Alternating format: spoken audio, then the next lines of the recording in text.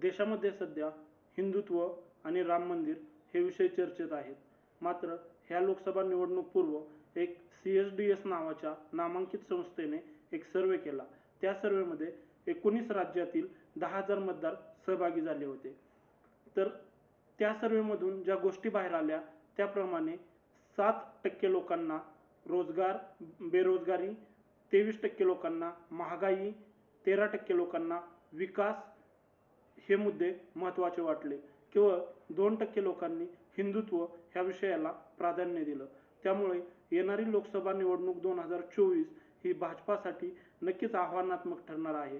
कारण तुम्हाला माहीत असेल, नुकताच एका संस्थेचा सर्वे आहे त्याच्यानुसार बेरोजगारी ही खूप वाढलेली आहे.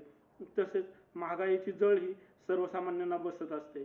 त्यामुळे राजकारणात निवडून कोण येणार हे मतदारावर अवलंबून असतं.